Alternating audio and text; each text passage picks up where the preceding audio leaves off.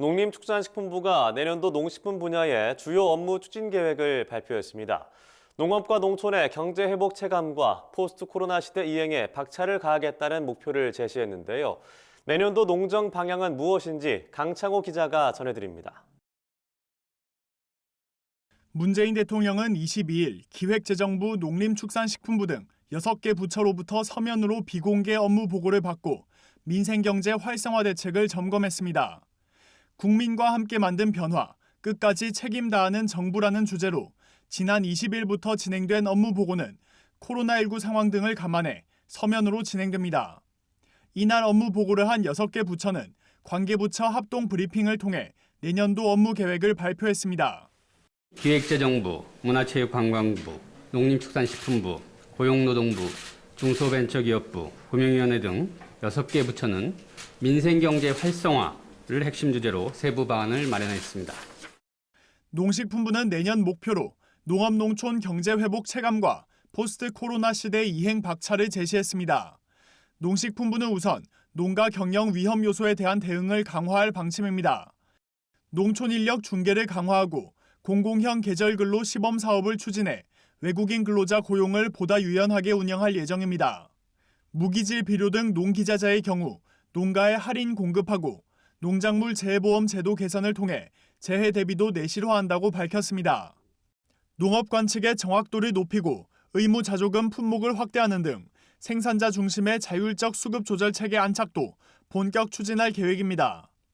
농식품 바우처는 대상 지역을 군과 도농 복합시에서 대도시까지 확대하고 임산부 친환경 농산물 꾸러미는 대상 시도를 올해 11곳에서 16곳으로 늘렸습니다. 과일 간식은 초등학교 돌봄교실 24만 명에게 지원될 예정입니다. 농식품부는 지속가능한 농업농촌을 구축하기 위해 내년에 스마트팜 혁신밸리 4곳을 모두 완공하고 청년농 임대 지원 등을 추진한다고 밝혔습니다. 한국형 스마트팜 기술은 카자흐스탄에 이어 베트남에 추가 수출하고 딸기, 포도 등 인기 수출 품목에 물류 지원도 계속될 예정입니다.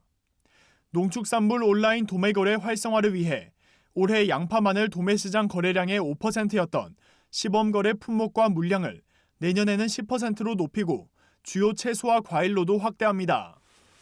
농촌 공간 계획과 농촌 협약에 기반한 농촌 재생 뉴딜 프로젝트도 본격 추진됩니다. 이를 통해 공장과 축사 등 농촌 마을 주변의 유해시설을 이전하고 집적화하는 정비 사업이 진행될 예정입니다. 또 농식품부는 농업농촌 탄소 중립 이행도 서두른다고 밝혔습니다. 농식품 분야 연도별 감축 목표를 설정하고 세부 이행 계획을 내년 상반기 중 마련합니다. 각계 의견을 수렴해 농민의 탄소 배출 감축 노력에 대해 선택 직불제를 도입하는 방안도 검토합니다. 환경부와 협업해 공동 자원화 시설을 확충하고 가축 분뇨 에너지화도 추진합니다.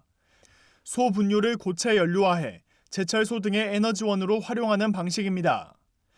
농업과 농촌의 공익적 기능 강화와 중소농 소득 안정을 위해 작년부터 도입된 공익직불제를 성공적으로 안착시키는 한편 탄소 감축 노력에 대한 선택직불제 도입 방안도 단계적으로 검토해 나갈 계획입니다. 김현수 농식품부 장관은 마지막까지 현 정부의 농정 성과가 농업인과 국민들에게 체감되도록 노력하겠다며 경제의 완전한 회복과 포스트 코로나 시대 이행에 힘을 보탤 수 있도록 소임을 다하겠다고 말했습니다. NBS 강창호입니다.